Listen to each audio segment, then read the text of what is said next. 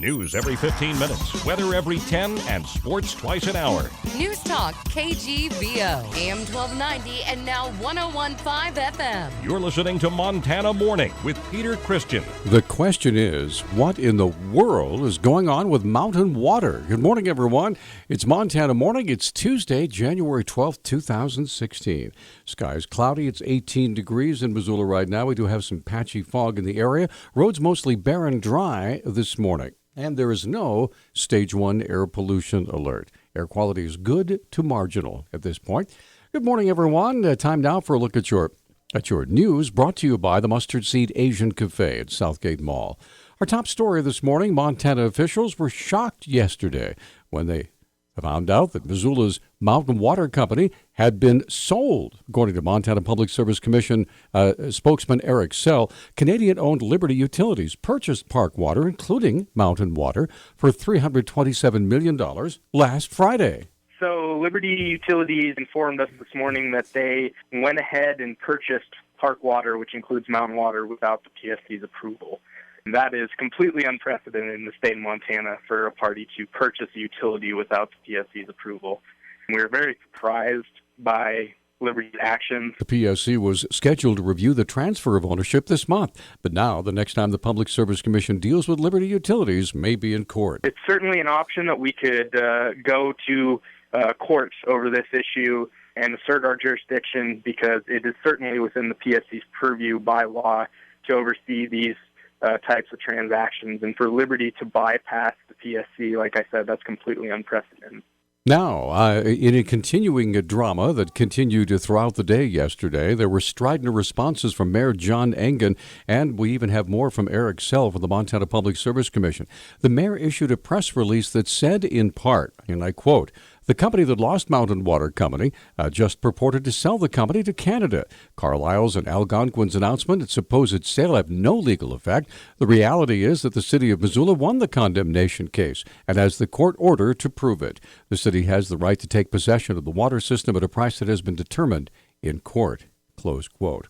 Montana Public Service Commission spokesman, once again, Eric Sell, said the agency's lawyers went right to court. The PSC filed a motion in district court this afternoon requesting Judge Halligan to lift the temporary stay that she put on the proceeding back in December. Right now, what we're requesting is for her to lift the stay so we can solicit input from the parties to our proceeding.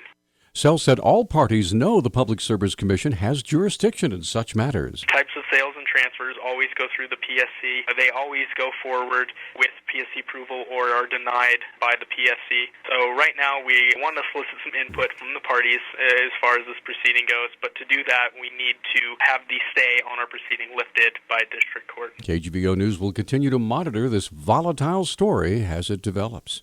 A central Montana coal mine that cut about 20% of its workforce last month has reached an agreement with environmentalists and state regulators intended to avoid a major shutdown.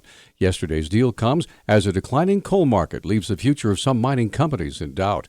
A state review panel recently rejected an expansion permit granted in 2013 for the Bull Mountain mine that threatened to halt operations. The agreement gives the Department of Environmental Quality 6 months to reanalyze the expansion and whether it would harm area water supplies. The agency had been faulted for limiting its analysis to 50 years and not looking at potential water contamination beyond that period. The second suspect in a brutal series of attacks that included a murder at a hotel and a knifing at a supermarket in December appeared in Missoula Justice Court yesterday, held on $1 million bail. 32-year-old Sarah Ray McKnight heard the charges against her by Chief Deputy Missoula County Attorney Jason Marks. She appeared on the warrant we had issued for her arrest in December. It was a $1 million warrant. She was transported, it's my understanding, from Spokane, where she had been taken after her arrest in Coeur d'Alene to address some other charges. She's now here in our detention facility. Marks detailed the charges against McKnight. She is charged with deliberate homicide under the felony murder rule, in that she and her accomplice were committing a robbery, and in the course of that, he killed Lynette Keener. And so she can also be charged with deliberate homicide, and that's what we've done. Bail for McKnight by Substitute Justice of the Peace Ryan Phelan was continued at $1 million. A Butte man is denying accusations that he stole more than $200,000 from a car dealership while working as the company's office manager. The Montana Standard reports 63-year-old Ronald Johnson pleaded not guilty last week to charges that he embezzled thousands of dollars from Lescavar Motors. Butte Silverbow Undersheriff George Skuletich said Lescavar notified police of theft by an employee back in March of 2015. The company gave police checks it says were written by Johnson.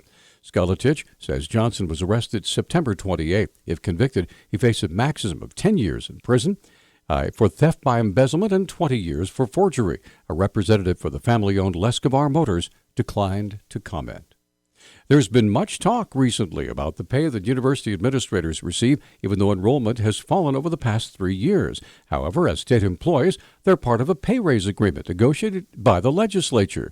Deputy Commissioner of Higher Education Kevin McCrae says the pay package extends to all state employees. All state employees in Montana, that's the university system, the entire executive branch of state government, the entire judicial branch, the entire legislative branch will be receiving pay raises as part of the state employee pay plan. McCrae said, comparatively speaking, Montana University administrators are paid significantly less than those in peer positions in other parts of the country. The salaries that we're paying for those administrators are somewhere between 60 to 70% of the national average. Similarly, for our full professors, the average salary for a full professor at the University of Montana is about 72% of the national average. For U of M President Royce Engstrom, with a 2% increase, his salary will increase by $6,093 to a total of $309,207, with another 2% increase coming next year. A rare artifact that disappeared from the Montana Historical Society Museum back in 2003 has been recovered. Sergeant Jason Zander with the Helena Police Department said the Sioux pipe bag was recovered after the chief of security for the museum found it listed on a collector website last year. Zander told the Independent Record that the artifact had been sold in Wyoming to a collector in Texas in 2009. Zander says an auction house involved had no idea it was stolen. The bag was sold for $1,900. As Zander said, a suspect in the case actually died in 2005. Our News Talk time now is 6:12. Newstalk, KGVO. Missoula's official weather station. Another chilly day, patchy fog in the morning, and highs in the upper teens and low 20s around the valley for the afternoon. Winter weather advisory up until noon for light snow showers and slick roads over Lookout Pass. For the NBC Montana Severe Weather Alert Team, I'm meteorologist Matt Gray.